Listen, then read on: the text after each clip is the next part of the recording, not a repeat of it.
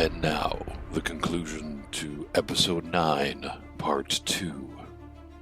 And don't forget to ask the age-old question. Would you rather have a cat with a human face, or watch The Big Bang Theory?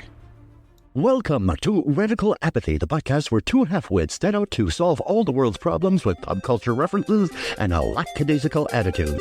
Why not? It's worked so far.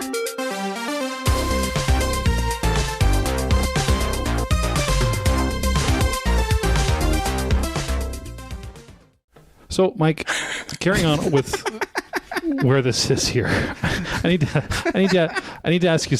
We've been going pretty light on you for questions here so far. Okay, we've touched the dredges of society, but it has been pretty light. So I want to throw a tough one at you. Okay. Why do books smell so good? I think they just do, Tanner. But why? I don't like. know. Why do all you take a book off the shelf? Dude. You go. Not at the library. Not at the library. No, not anymore. Maybe like a private library. Or Actually, the Smithsonian. Why do books smell I guess so the good? gross people aren't reading. I don't know. Okay. But I like this. This sounds really creepy. But you go into the used bookstores downtown. Yeah. I love the smell in that place, and the guy, Yeah. buddy's smoking in there, and all that crap, and he takes the book and like that. It's really not that. It's got a feel to it, doesn't it? Books are addicting. Books, in that way. it is. I'm addicted. I found this website called Bibliomania. Yeah. It's all like one of my favorite books of all time is Ivanhoe. And it was written in 1802 or 1812 or something like that. Mm-hmm. And it's the original Robin Hood story. And it's written in Old English, like you have to, not Old English, but it's written in you have to concentrate to read it. Oldish English. Yeah, and I found it on this website.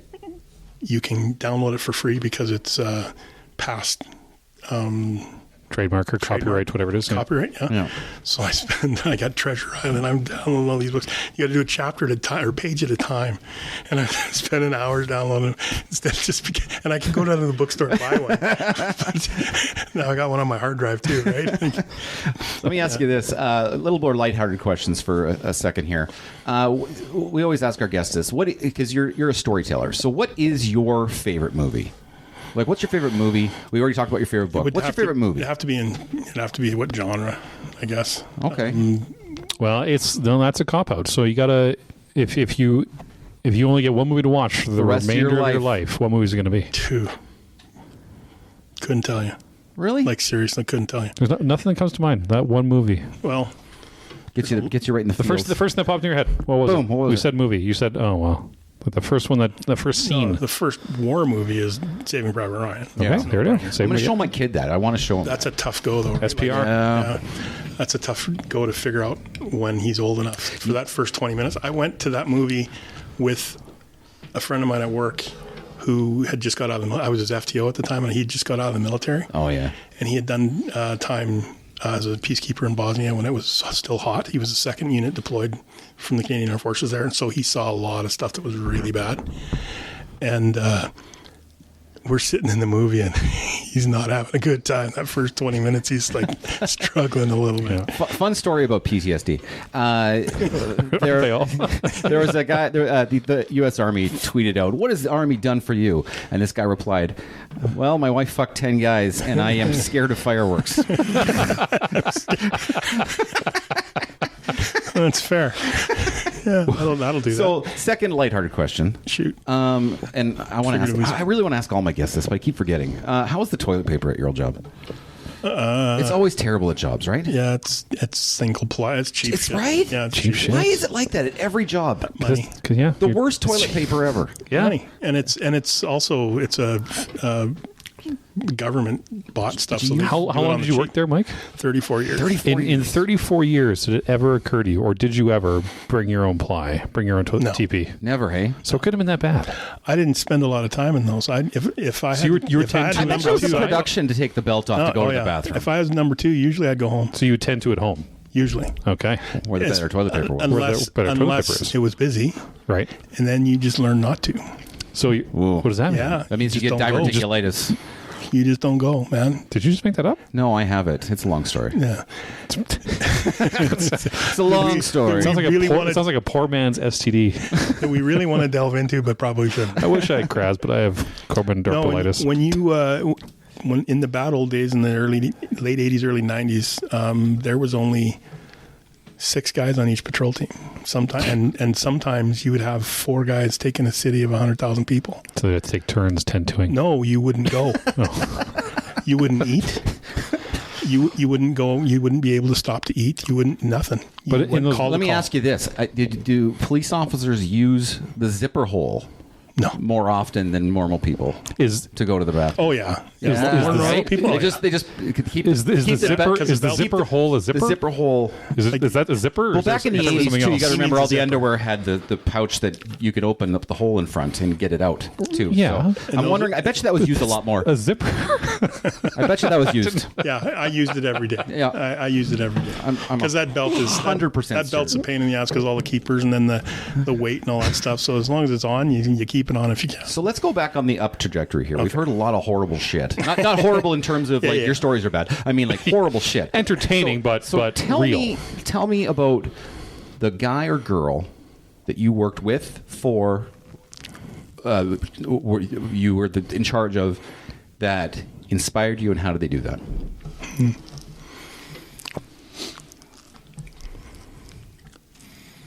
That's a good question. There are. Am I breathing too heavy? No. These mic stands are getting chunky. There's no real one person. So there are a couple that immediately come to mind, especially from the old days when they rose above what they. So most guys that got hired most of my superior officers when I started were high school educated. Okay. And that isn't to say that high school education is bad. But they were educated. They had their high school diploma, and then they come to a job where a person that got hired in 1935 teaches them this is the way you treat the public. Yeah. And so for years and years and years, they operate under this misunderstanding that I remember. So I still am guilty of this. I was guilty of this even when I got to the end of my job. You go to a domestic dispute and somebody says to you, the guy says to you, or the perpetrator says to you, this is my effing house. Yeah. And my immediate response is, oh no, you don't understand. Mm-hmm. While I'm in this house, it's my effing house until I leave. Sit down and shut up or I'll make you. Yeah. Because you have to take control of the situation, right? Now, that's way past the line now. You can't do that anymore. But we did it in the 80s and the 90s. Yeah. And nobody thought. But the other thing is citizens are different too. The citizens, I remember getting into a fight with a guy. And I'm talking like it was a knockdown, drag him out, and then I won hard. Yeah. And the only thing the guy said was, "Tell Reader he hits like a girl," to the guy who transported him, and they both laughed, and his face is out to here. And Stan was a stand-up guy, and the next time I saw him, "Hey man, how you doing?" "I'm good, man. Don't hit me with that right again." And we'd laugh and whatever, because it was different back then than it is now, and mostly because the hardest drug that we had in Lethbridge in the 80s and 90s was weed. And if you got somebody with hash. Hash was a big deal because it came from another country, right? Now, like I still remember the change from when I went into violent crimes and then came out of violent crimes and out of schools and back on the road. That was the big meth hit in Lethbridge where we'd started to stay away from politics, but the safe injection site and all that stuff. Yeah, alternate therapy. Yeah, and how much that changed the population and the demographic has changed too. So quick something from my sociology class in 1987 in college. They did a comparison, called 1,000 people and asked them a question. Mm-hmm. The question was, give us the top 100 jobs you'd want your child to have, and then they compared Canadian and American. Right. COP was 98 in the United States and COP was 4th in Canada. in 1987. As in, one was good? Yeah. Okay. Four was admirable. I want my kid to be a cop. Gotcha.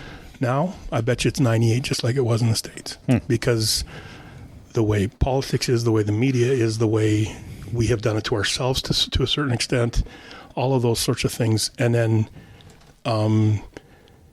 just people don't respect authority like they used to. Like I lost my license when I was my first month in the Mission Training Center. I had no license because I used to drive a little fast, and a lot fast. Well, now I used to have an excuse for it for 34 years.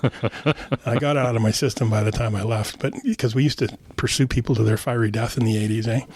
Yeah, we're coming after you. Yeah, we chased everybody back in the day, but the society's changed. The society's viewpoints have changed. I'm thankful my son doesn't want to do this because it's life is, and part of that's me because I'm old and I long for things that, we're talking about 80s movies and all that. You know what I mean? Like, it's a different time and it's harder to be carefree nowadays. I guess an alternate viewpoint to what you said, though, is that who's better to prepare him if he did want to do it? Oh, yeah. No, if he did, I'd encourage him. I'm just thankful that he chose not to. You'd be able to prepare him for what you went through. Did you ever sit him down and be like, don't ever be a police officer? No, I've never done that. I've never done that to my kid about any job. I just said, what are you interested in? And then try and help him get to that point. He likes painting cars and stuff, and that's what he does. Yeah. But I've never been we struggled. Like my son's adopted, and it took us years and years. My wife went through cancer and all kinds of stuff when she was 28 years old, and so having one kid was like a big deal for us. And so you were always hypersensitive about screwing it up, and trying to be overbearing. And I grew up in my mom and dad divorced when I was 16, and I was kind of the father figure to my 4 sisters and stuff growing up, and it was. My jobs as a 16-year-old, I'd give half my paycheck to my mom because she didn't have any money, kind of thing, right? So those sorts of things I don't think happen as much anymore. Can I ask? I asked my mom this question a long time ago. I'm going to ask you, and if it's too personal, you don't have to answer, obviously. How did your job affect the mental health of your wife? Oh, dude. So I learned a valuable lesson. So my wife's been really sick, and it's gotten worse. Yeah, fair enough. So the plan was to stay 35 years. Mm-hmm. You max pension at 35. The pension's really good. I'm not bitching and moaning, but would have got me 2% more if I'd have stayed another year. Yeah, and 2% of your best 5 years is a pretty good thing. Yeah. Anyhow, so she's in the hospital, and it's the first time I've ever taken a leave of absence, or kind of gotten stress leave, if you will. Yeah. To go and be with her every day. And that's happened a lot, but she'd been in the hospital a lot before. And what we had an agreement that we would, it was one of the things to pass the time. She'd pick a book, and then I would read it out loud to her every time I visited her. Yeah. And so for 34 years, I told my wife, when I got home from work, she'd say, "How was work, dear?" And I go, "It was busy." I never told her anything. Yeah. There's a story in here that talks real quick. The first dead body I ever saw was a collision where a 17-year-old kid would have had a motorbike license 10 days, is driving 105 kilometers an hour in a 50 zone, right on 3rd Avenue South at 7th Street, right in front of the Galt Gardens.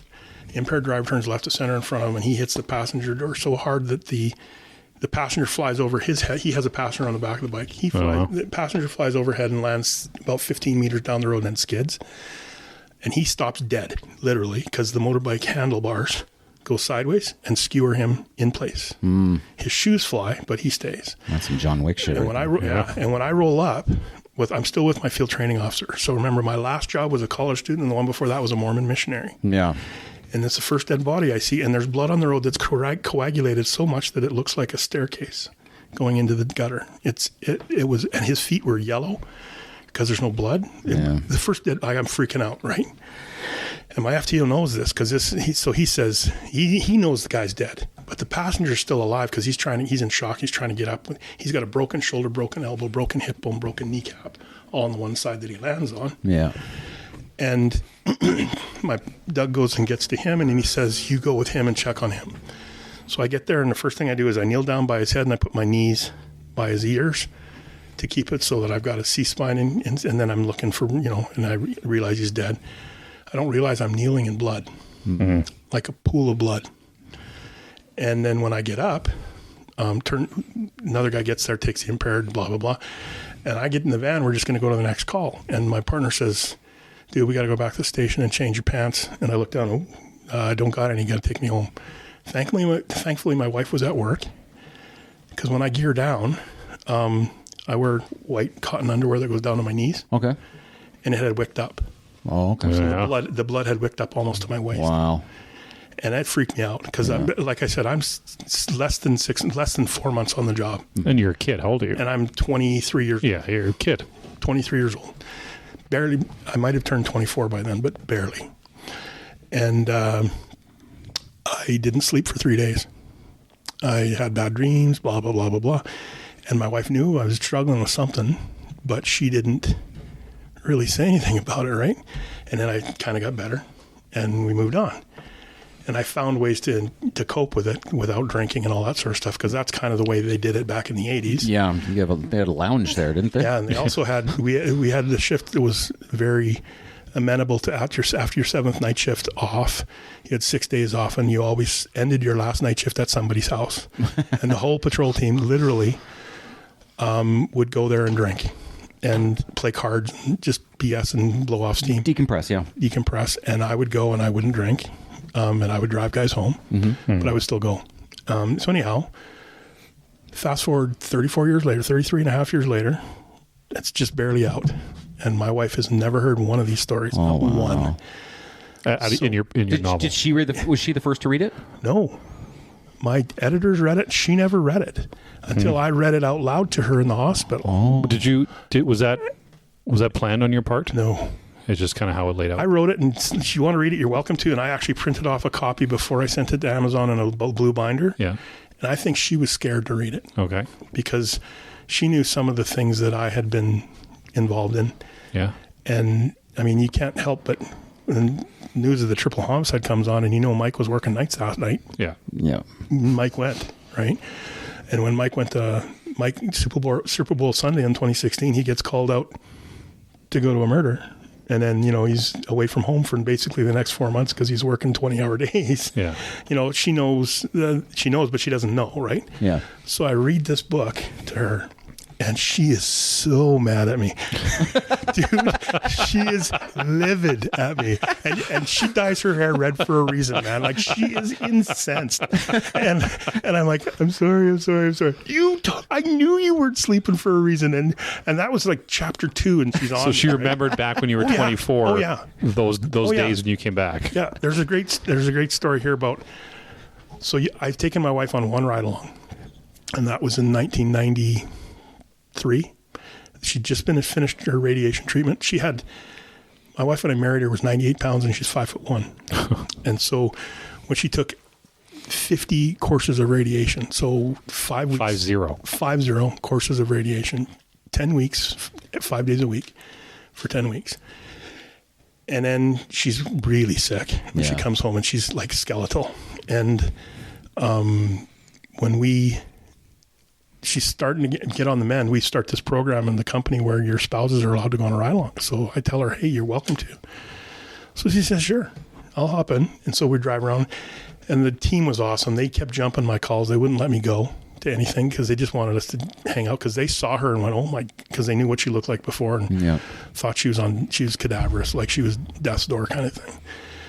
And the one call we went to, this old Chinese lady, she's just an angel, but she's starting to slip a cog. She's in her 60s, and she has retired from the research center where she worked as a research, like she's got her doctorate in like agriculture sciences, and she also taught at the U of L and the LCC.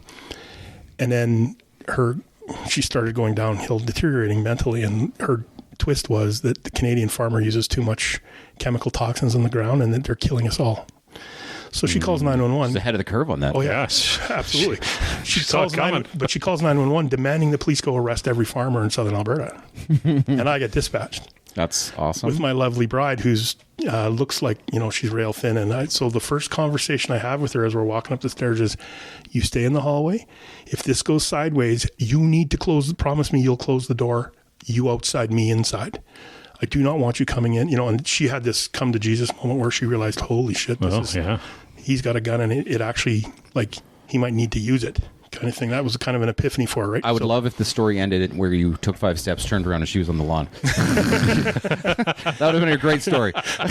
This one's better. So she's in the door's open, and the lady is ranting. She's just going and going in this broken English, but she's understandable. She's just really going and going and going. And finally, I look over. I'm grasping at straws, right? And I look over and I see a 5-pound bag of rice. And I say, "Did you get that at the normal grocery store? Or did you get that at the Chinese or the Oriental store up on 5th Ave North?" And she says, "Oh, I got it there because they don't have any toxins." I says, "Oh, didn't anybody tell you? If you take just a cup and you pour it across the lintel of your window and at your door space, when the wind blows the chemical toxins in, your rice acts as a filter, and you just got to change it out every month. Make sure you change it all out. You can't leave it around.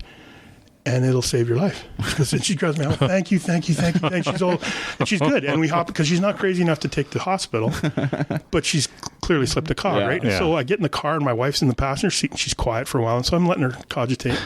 She looks, I look over, "Are you okay?" And she goes, "You lied to her." I went, "Yes, I did." And she said, No. You're good at it. And she had this epiphany, like, "Oh shit, what am I?" You son of a bitch. Right. So anyhow, she was pretty mad at me when I read the book to her. But so any advice that I would give to a young copper is, you married him for a reason. I should have talked to her about this stuff from the get-go, because she's way more centered and less aggressive and attack from the front, frontal attack at a problem. Yeah. Now that she's gone through this book with you, and she's gotten, a lot of heavy stories, over 30 years of doing that job. What's her takeaway now? She's glad Spence didn't do it either. Obviously, and I think she knew more than she's letting on, but this just has the details that she didn't know. Yeah, that's Can I also say that? So and correct me if I'm wrong, for 30 some years, you've been reading different books to your wife out loud. Yeah. Isn't that some fucking notebook shit right fucking there? shit Isn't right that? there? Is it? When you said that off that, I was like, whatever. I was like, is that one of the most goddamn romantic things I've heard? She forced me to at gunpoint. Oh yeah, right. I bet you go home and you're the first one. Oh, I got this. We're gonna do this. No, it's only when she's in the hospital. It's only she doesn't want it. She's that's even more notebooky and cute, man. That's that. Jeez, I didn't know. Well, I am a hell of a guy. I've known you for a while. I didn't know you're like a romantic. Yeah, I was stupid though, and give her the opportunity to make me read that, and that was a bad idea. Oh, it was a bad idea. How many pairs of glasses have you broke on the job? And did you ever consider going to contact lenses? I had contacts for a while. I did, but they became. This is back when technology wasn't as good. You couldn't leave them in very long, and glasses actually saved my eyesight once. I wrestled with a guy, and I had to throw him on the hood of my car, or the trunk of my car, and the antenna. I went down with him because I had an arm bar on him to handcuff him. Yeah. So I went down as he went down, and the antenna for the cell phone in the car tinged off my glasses. Well, really? So it went right into your eyeballs. It went right in my eyeball, and my eye was wide open when I went down. Oh wow! So yeah, they become a pain in the ass when it's 40 below.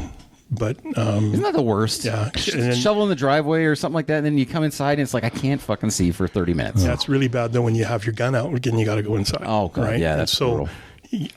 Thankfully, my eyesight isn't. You really stumped your story there, Corbyn. I know, right? You're like, I'm like, God damn it! You came in with your shoveling, and he's like, "Also, I have a gun and I got to shoot people." And you're like, "Yeah, okay, your story's better than mine." really stepped on that really quick. But you know what I mean? Like that's the reality of it. So. Thankfully, my eyesight isn't bad enough that I can take my glasses off if I need to and still see if I have to respond to something. Yep. but I would probably have to wear contacts if my eyesight wasn't that good. Yeah. Because of the weather here. In Lethbridge, it's very seldom. There's like maybe 3 weeks of the year that it's below 20, below zero. Yeah. The rest of it's, windy and stuff, but it's not too bad. Yeah. That's fair. What you published this book when? November of 2021. Okay. And now we're into 2024. 2021? Yeah, because I retired in January 2022. Okay. So we retired. Yep. You have a published book. It's done well. Yes. What are you doing now? I'm having writer's block right now. Oh, no. So I have two really cool stories on the go. One is one of the books that I started in the 80s. Yeah. And I refurbished that. So first off, I go to one of the few things I do on my own now is go out to every Monday. I have a writers group that I go to. There's cool. 8 or 9 other authors that are one that's been published through a publishing house, 2 others that have done it through Amazon, and others that are way better writers than me. And I've learned so much. And so I basically you go out there, you read something, and you get critique. They give you positives and negatives, and I'm all about learning stuff. Yeah. So I was pretty rough when I first went there because I had 34 years of technical writing. Like I said, everything you do as a police officer, you have to write about, and it's got to be just the facts. You can't embellish. You can't add cool stuff. You just have to put the facts in and move on. Can't write it like a dark noir. Have you ever, like in 30 years, you never once sat down to write a report and just said, you know what? No, but I know guys who have. It was a dark and stormy night. I know guys who Michael have. Reeder found himself staring at the crossroads of shadows and darkness. I know guys that have, but no, I've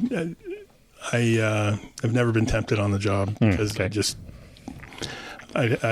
Staying in the station drove me mental. So not without getting I don't know what you want to spoil or not spoil. Okay. Because I assume you're writing to publish. Yes. Okay. What do we get to know about what you're writing now? Yeah. So I have 2 on the go. Okay. First off, fiction is way freaking harder than nonfiction. That was actually one of my questions. Yeah. What do you prefer writing, nonfiction or fiction? Well, I prefer fiction. Okay. But this is because I don't have to bare my soul, right? Yeah. And add in all the stupid shit I did, right? Because there's plenty of stupid shit in there, the book that I wrote. Yeah. But I have, hang on here. I guess your people in the audience can't see this. Anyways, I have the. No, he's doing jumping jacks right now, guys. Yeah. We're just going to let him do his. Unbelievable. He's going crazy. He's done 30 in the last 5 seconds. Go ahead.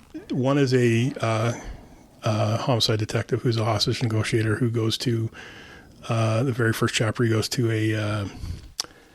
a jumper on the bridge, and it turns into a science fiction. Oh, cool. Okay. And that's kind of there's a bit of the end of the first chapter is like kind of where'd this go? And okay. So I don't want to really get into a Shyamalanian twist, if you will. It's not. I'm no M. Night Shyamalan, but. Nowadays, that's probably a good thing. Yeah, I was going to say. Fair enough. Fair enough. But so that one is the one that I started writing originally, or started writing first, and I got jammed up because what I ended up doing is I don't write with an outline. I just start, and I wrote the first chapter, and I wrote the epilogue, and then I connect the two. Right, I've got all these really cool stories that I'm going to use to put in there, and a couple of subplots and stuff, but I don't have them written down anywhere. And so what happened was I got to about 25,000 words in, about chapter 5, and I realized I'd written myself into a box canyon that I couldn't get out of. Oh, because my hero had done something in the first chapter that by the time he goes to internal affairs, he ends up losing his job. And see, that's something I've always been interested in writing is that process, because some writing. There's a girl in this is why you go to these. This is why you have to go if you're writing. You go to one of these groups. Yeah. One of the girls, Rochelle Heggie, she is the most organized chick I've ever met. She's got binders full of stuff for each book she writes, and she's got her plots thing and in little sticky notes and stuff that she's everything in its place and all that stuff. I read a Harlequin romance-esque Western that she wrote. Yeah. And it's actually pretty good. Really? Yeah. And I read it just out of loyalty because I went to a book signing and she was there, and I bought her book and read it and went, oh, I'll read the second one. It's okay, right? Because she's quite talented, and it also gets you out of your comfort zone, your little paradigm of what you think. And you see how other people are doing it. Yeah. And they might be different, and that might work better for you, right? And so that's the one is basically Copper discovers something that's nefarious happening in the city that he's in, and he has to do something about it. Okay. And are they wearing black suits and sunglasses? No, nothing like that. 2x2 hands of blue. Just a little. That's a deep cut right there. That's good for do you. that. Thank you. Just a little bit of a smidgen of science fiction, not the hardcore sci-fi like the other one I'm writing, which is 24th century world, Earth's at war. The hero's a Blackfoot kid from. There is no Canada anymore. It's the world, right? But Blackfoot is an Aboriginal. He is native. He's a First Nation kid from southern Alberta, and he turns into a Terran Ranger, and he gets the very first chapter is him behind enemy lines, and he blows himself up. Yeah, okay. as one does. And yeah, he kills himself. Okay. But the book goes on with him the whole way through it. So there's a whole bunch of science fiction stuff happening there. That's cool. Yeah, So which are you kind of writing both at the same time and seeing where they take you? So I shouldn't be doing that. But what I've ended up doing is to avoid. So when I jam myself up writing, Novak's Burden is the name of the book with the homicide detective. Okay. And I got to chapter 5, and I got so frustrated with what I'd done that I had to go. Now I got to go back and rewrite first chapter, but that makes me have to rewrite 2. You got to rewrite it all. And the 2 is going to be a bigger rewrite than 1, and then 3 is going to be a bigger rewrite than 2 because I have to add more. And the more you change, the more it changes. Yeah. And so I learned a valuable lesson. I got to outline. But anyhow, so I got so frustrated with that I put it away, and I pulled this thing out that I'd started writing. My son's 27, and I wrote this 3 years before he was born. Oh, wow. And I was living in my old house on the west side, blah, blah, blah. And I read it, and it was awful. And so I took the advice that I'd gained from this writers group. Yeah. And the first chapter turned into something really kind of good. Yeah. Like I was like, oh, dude, I'd read this. Yeah. I'd buy this. And then you leave it, the very end of the chapter leaves you on a bit of a cliffhanger, blah, blah, blah. And so what I've been doing is bouncing back and forth. But that is not a good idea either, because then you're not really given enough time to either of them. So I got to shit or get off the pot. So I'm going to probably go with the one that I'm the furthest along with. Both are, would you say, sci-fi? Well, the war one, yeah, it's 100% sci-fi. Yeah. The other one, but there's cop mixture in it. Yeah. That I can't really get detective into. sci-fi. Well, there's cop stuff in it. The kid has to take he's in Ranger training, but he ends up having to take a detour. Let's put it that way. Okay. But the other one is basically present day, and he discovers something. Well, he ends up stuck with this burden after dealing with this kid on the bridge that changes his life and changes the lives of everybody around him, kind of thing. But it's not like he sees ghosts or anything like that. It's just something that it gives him something that he didn't have before, that makes the job easier and harder, and makes him think differently about how he does the job, and makes him way more paranoid about the world in general, because he can see things that he couldn't see before. Blah, blah, blah, blah, blah. Okay. So, interesting. That sounds cool. So now then, for all of your audience and ours, right now, hard date, when is it coming out? I'll turn 60 in April, so April of 2034. Okay. When I'm 70. T-minus 10 years. It's happening, you guys. You're gonna George R.R. Martin us. No kidding. I was going to make that. Yeah. I'm never so mad. I've got them all in hardcover, right? Because I got the Jon Snow dies in the end of book 5, and then he stops writing. Yeah. Like spoilers. Yeah. When out of what you've written from either your published works to, I know you were writing before you had your kid, and now, when you kind of think about it in your mind palace, and you're thinking about the words you've put to page, what's the favorite line you have written from one of your books? Oh, I got a favorite chapter, and it's because of one of my. Oh, yeah. Can I read it? Yeah, absolutely. If you want to. Yeah. It's so this. I was writing this like a technical. I can't remember. So the story goes that I got to give you a little bit of a precursor, and then I'll read the last paragraph. Yeah. So two of my friends are out on. A guy's going to jump off the bridge, the train bridge in Lethbridge, which is 107 meters high and a kilometer across. So it's a big bridge. Huge bridge. Okay. It's actually the biggest, longest bridge in the world of that type of whatever the hell they're called. Okay. Anyhow, this guy is not standing on the top of the bridge going to go over. He's hanging from the trellis works underneath it by his hands. And when he gets tired, he pulls himself up and puts his elbows on the trellis and just sits there for a while and catches his breath and then goes back down like this for 3 hours. And there's a negotiator and a guy out there helping the negotiator. And this is how you know as a negotiator that things aren't going well. Hi, my name's Mike. I'm with the police service. I'm here to help. What's your name? And he won't answer you. For 3 hours, the guy didn't say a word to the negotiator. And Jeff tried everything. And Jeff's was one of the better. He's one of the reasons why I wanted to become a negotiator, because he was so good at it. And so out of character, because Jeff was a little crazy, but he's really, really good negotiator. And so I wasn't there when this happened, but so the only thing that this guy said in 3 hours, he's up and he's down and he's up and he's down. And then finally he tries to pull himself up, but muscle fatigue, he can't pull himself back up. And the only thing he says in 3 hours, he looks Jeff in the eye and goes, I don't want to die.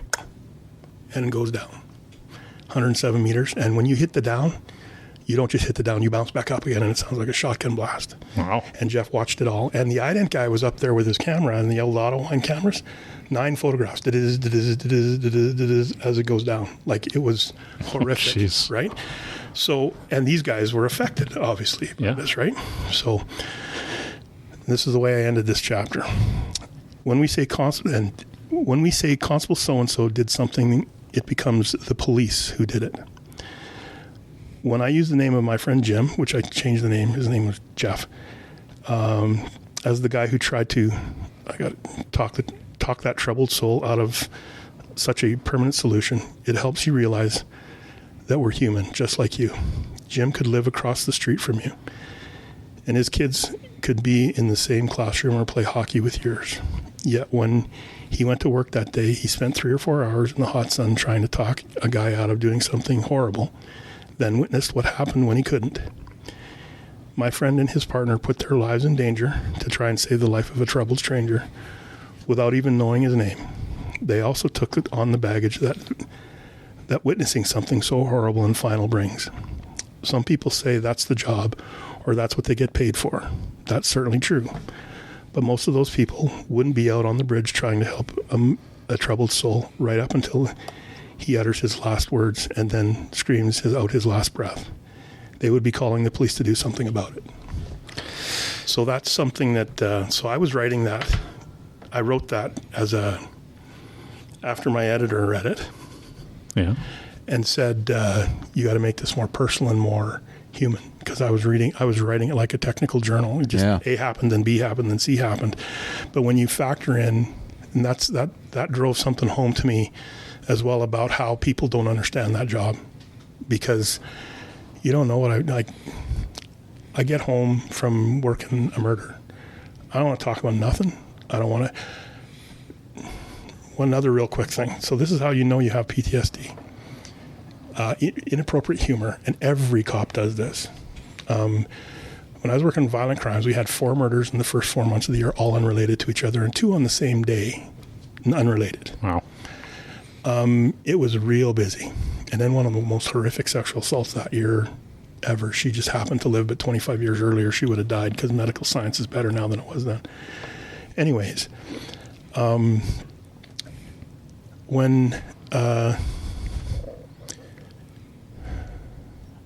lost my train of thought. How do you this dark humor with police? Oh yeah. So we're sitting around the table in the bullpen, and this is back when we were refurbishing the police station. So we had a city building by ourselves. The third floor of this building was just detectives. It was heaven. Mm-hmm. And we're sitting around the bullpen, the 5 of us or 6 of us, I can't remember what it was, but we're all talking about the worst murder we'd ever been to. And we're talking ever. And I was the oldest guy in the room. Mm-hmm. And so, you guys ain't seen nothing, basically. And then I pull out, there's an old Calgary Herald Calgary Sun from 1991 or 92. A guy gets out of jail on parole for murder, comes home, drowns his wife in her tub, takes her body, puts it in the freezer, freezes the body well enough to be able to take a chainsaw to it, cuts her up into 11 pieces, buries her in the backyard on Dieppe Boulevard. Oh yeah, I remember this. Yeah. And then hangs himself in the garage. And we didn't find the guy in the garage at first because the guy that just went for a missing person. And so the joke was, did you check the garage for years? So anyhow, we're telling these, and we're joking about it. This is awful to say, but it's horrific, but that's the only way you cope, right? Somebody who's listening to this is going, ooh, you have no idea, right? And so we're telling these stories with each other and laughing about it. And then 3 days later, I'm walking into the foyer of my church on a Sunday. And my wife has been so sick that she is not really able to go to church very often, but she had her best friend she's like, you look up Molly Mormon in the dictionary and her picture's there. She doesn't know how to swear. She's a saint. She even talks like this. And she comes up, oh, Mike, how's Anita? I said, funny you should ask. I murdered her. I buried her in the backyard and cut her up into 11 pieces and buried her in the backyard, thinking I was the funniest guy ever, right? And she starts crying, and I'm such an asshole. But you know what? That's what the job does. Is I have no clue what you guys think. And you were is probably fun. just deadpanned the whole thing too, I didn't did. you? You're just like, oh, I know I murdered her. I murdered her, cut her up into 11 pieces, buried her in the backyard. So, so this job does that to you. And it takes a long time to recover from that. And I don't know if I ever will, really. But going seeing somebody about it, I went to a guy for a while. And he actually, so I was going to him after I published this, and I gave him a copy. And I would come to the next meeting, and he'd go, I'm going to refer you to Paige. Oh. So it really became a cathartic thing for me. So I got a lot off my chest that way, and then I'm not going to it every day. I'm not as interested even anymore. I don't follow the news anymore. I was going to say, do you even read cut the that news? away? I have Instagram. I follow the Instagram page of the police service only for recruiting to see. So I know 2 guys that just got hired or sons of guys that I work with. Mm-hmm. But that's the only reason I follow it. There's a couple of guys that contact me, but you kind of, the job is really, you think that, so first off, you atrophy every other friend you've ever had, especially over 34 years. My best friend, the best man at my wedding, and my cousin, I talk to every 4 or 5 months, and he only lives in McGrath, like 9 or 32K south of here. I don't initiate conversations like I used to, and I don't. I'm used to be really outgoing and friendly. It's so hard. It really is, right? It's so hard because they don't understand. Yeah, and then you're such an asshole because you blame them for not understanding. When somebody says something about that they should do A, B, and C, and you go, well, that wouldn't fucking work.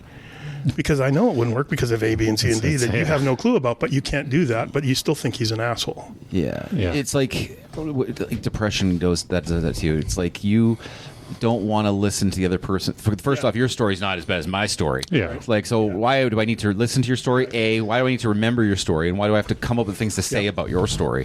Yep. It's so, like, that's what depression does to you. Yeah. And it could, or PTSD or whatnot. So that one, I'm much better at now. I was that way a lot when I was on the job because you can say, man, you don't know. Yeah. And you think you've seen it bad. You don't know.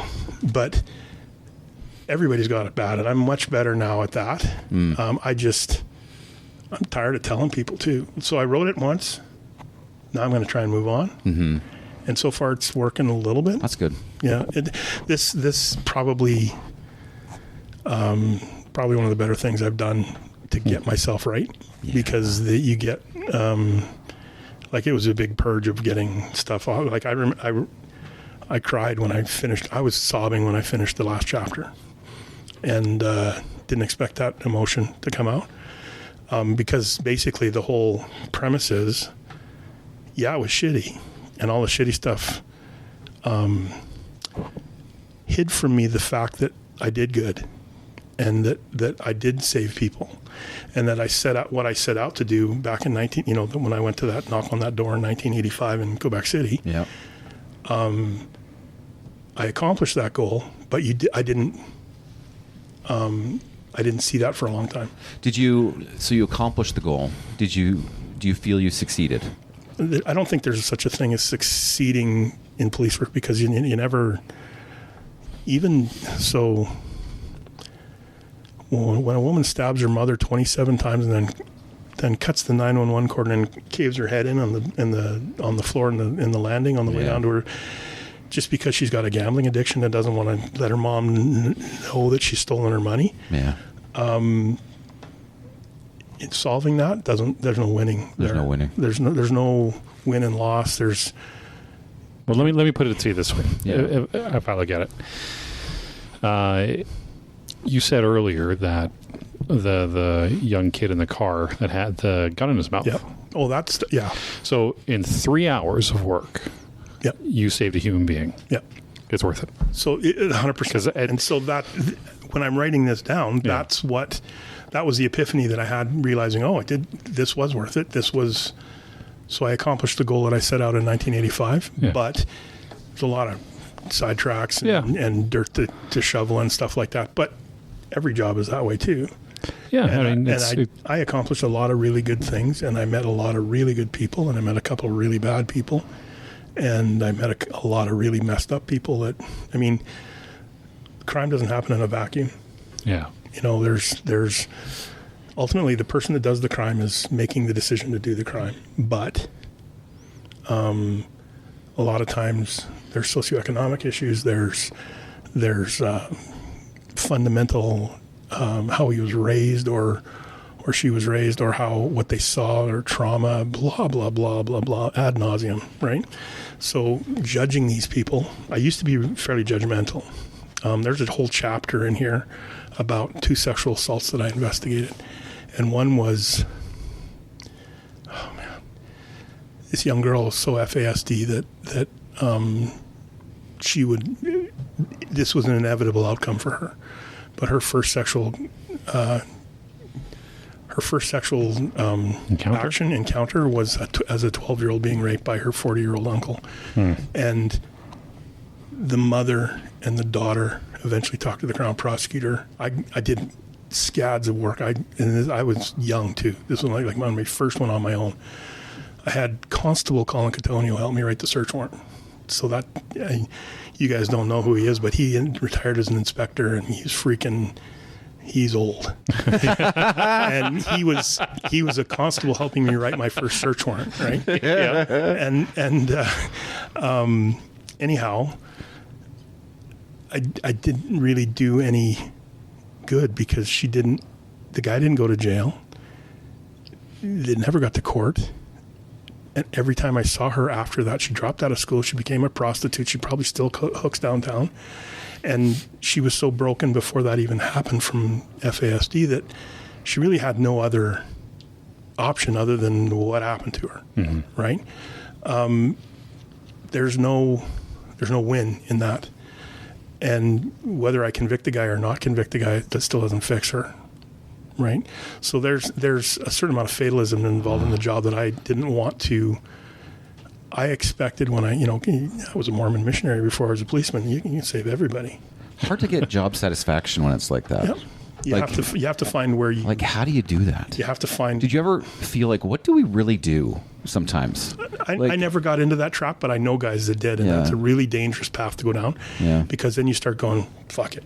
Yeah, no, that's fair. That's a good point. Because it's not going to do any good anyway. So my opinion has always been, I only do what I can do. Yeah. And if I do the best that I can do, It's got to be good enough, or it ain't good enough, and nothing could have been better. Yeah. Yeah, nothing would have made a difference anyway. That's right. And most likely, me doing the best I can isn't going to make a whole bunch of difference. But and even if it gives somebody a glimpse. So, for example, that triple homicide, that woman, the mother of the three victims.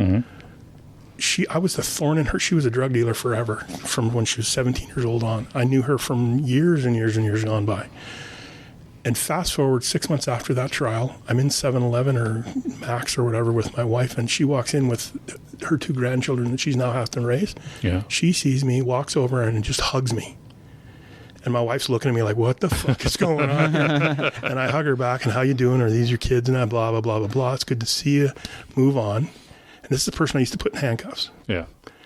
And then I tell the story to my wife, and of course she cries. Well, but the point is, that's the win you got to take. Those are the days that are worth it. Yeah, that's the win you got to take. And it's still, her children were still murdered. Yep. And nothing's going to bring them back. No. And she's still going to cry every night. Every time she sees her grandchildren, she's going to miss her child. Yeah.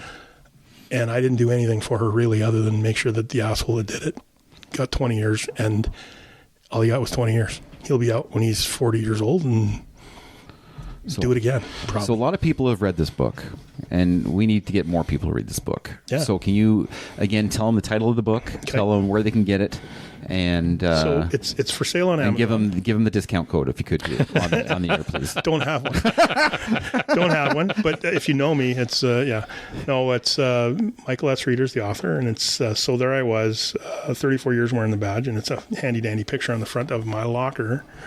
That's a real life picture? That's a real life picture. I took that with my iPhone, man. Oh, That's wow. awesome. Okay. And then the picture on the back is me from the 80s. I've seen that picture before. And that's an ident photo that was, the pixels weren't good enough to put as the cover page because it was an ident photo. That much smaller? They wanted to make it, I wanted to make it the cover page, and it wasn't. It was developed on film. It was. Your next books are going to be published under Michael S. Reeder? Yes, as well. That's awesome. So it's on Amazon. It's for sale in soft cover and electronic copy. I think the electronic is $10 and the soft cover is $20. That's Canadian. Where can people find you? On the social medias if they want to. Are you a social media guy? I just do X or we'll call it Twitter because we don't acknowledge. Yeah, X. we don't believe in We Twitter. don't acknowledge X here. I do Twitter. I think it's at Copper6842. I think. Yeah. That sounds like a badge number or an employee number to me. That was an employee number. Yeah. My badge number was 334, and now they're handing out. My badge. I thought your badge number was 7 or something. Yeah, isn't that supposed to be like I'm Sylvester Stallone 9958257. You folks in the audience aren't seeing this, but I'm giving him the finger. He's giving us the 10-1 right now. 10-1. He's full mass 10-1. That's right. Well, we're gonna listen. First off, we want to say thank you for this interview, but we got some things we'll do after this really quickly. Fair enough. But thank you for being so open with us. Oh, no worries. Because this is fascinating stuff, and it was raw and it was real, and we appreciate it. Gross of it. Some of it was gross. Copper 68. It's at Copper COPPER 6842. 6842. So Yeah, it is a hell of a book. It is. I agree with whoever told you to do that. That humanizing that back end of it. Yeah. clearly they were on top of something. It's really compelling. And I mean, the stories of cops, they speak for themselves. I mean, it's an exciting gig, but that humanization, that conversation actually tweaked me to the whole mindset of this isn't about just what you did. It's about how you felt. It's about how other people would feel. It's about and making them feel, holy cow, how would I feel if I had to do that? Yeah, I liked that point where you said all those cops in the 50s that came before you, and then when you were leaving, you had that same interaction with people younger. But when you left, think of all those people below your seniority, I guess, that are going to come in, that are going to experience the same things you did in different ways. But this outlet, I mean, as much as they may talk or have that connection, right? This shows, oh, hey, this person has gone through this. This person 30, 40 years ago has done this exact same thing I did, right? The technology might change, the radio antenna might change, but going to that call, that human interaction doesn't change. And I think that's one of the reasons that book did so well. I mean, you do write. I know you give your you shit on it a little bit, but I mean you write incredibly well for having read it. So I it doesn't surprise me that it took off as well as it did. It's a great read. If you haven't read it, please buy it. Please support Mike. Please give it a read. Even if you have any passing interest in policing or just the human effect of what crime can bring to use a person, it's a really good read. Really well done. Yeah. Thank you. For every copy that's sold, a missionary gets their underwear. Their clean underwear back. Clean underwear back. I think that ship sailed, brother. I haven't worn underwear in years. I had to throw them out. You know what? In fairness, there's a couple other times I've had to throw it out too for different reasons. We'll keep it out of. We got to finish with our homework. I got homework for you. Corbyn, we're going to include has Mike homework in for this. Tanner. You know what? Mike could be an impartial judge really quickly. 'Cause I'm sure he's seen these two movies I'm about to bring up. Okay. Your homework, if you choose to accept it, which you will, because we have decided we're doing this together. I have to do it. Yeah.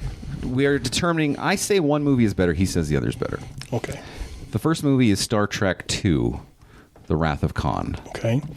And the other movie is Star Trek VI, The Undiscovered Country. So Undiscovered Country, is that that's the one. That's the murder mystery in space. Yeah. Yeah. Okay. And so we are And going which one are you saying is better? I say The Undiscovered Country is the And better I movie. say Wrath is the better movie. I think Wrath is only the better movie Just so the in audience people's knows, heads because it was the first Star Michael Trek S. Reader movie that pointed was to me. Listen, Michael S. Reader needs to watch Undiscovered Country again. So what is I have them all on VHS still. So well, fire it up. So what is the I have no way to play it anymore, but I got the VHS still. we're gonna watch both. We're going to watch both together on the big screen behind me. What is the homework outcome? is we are going to have a section of the podcast where we break down why and why not Undiscovered Country is the better movie. Okay, that's doable homework. Is Undiscovered Country the one where the guy, Spock's brother? No, that's the shitty number That's 5. the No one likes that 5 one. that no one Nobody likes. likes number 5. Okay, Undiscovered. Number Six 6 is the best one when the Chancellor Gorkin gets assassinated. And it's a whole murder mystery, and Spock has to figure out on the thing, and He's the king of the uses his pickles. logic to deduce shit, and it's super cool. It's like the coolest Spock has ever been. It's the coolest Spock has ever been. As I stare at you in your eyes, I mean, Spock was pretty cool in the first new one too. Even I know it's sacrilege to say he won't acknowledge the new ones. I won't. J.J. I looked Abrams at you. sucks, but I really like the first one. Okay, you know what? I'm excited for this homework 'cause I think it's going to bring a lot of discourse to our conversation. So I'm excited to do it. Dune 2 comes out this weekend. Everyone Dune go see 2, it. Support go ahead, it, please. Please get Michael S. Reader's book. Yes, Mike. So S. there I Reader's was. Book. So there I was. Mike, thanks so much. Oh, thank you so Thanks much. for having me. Thank you. Awesome. Thank you for sharing. Thank you for walking us through. Talk too much. No, This is what podcasts are. This is all We it talk. is. Where can they find us, Corbyn? Okay, you can find us on X/Twitter at Apathy Podcast or on Facebook at Radical Apathy Podcast. Radical apathy. Radical apathy. Radical apathy. You got to say it 3 times. Okay. I thank you all for listening. We hope you have yourselves a great week. Love you all. Bye bye. Thank you.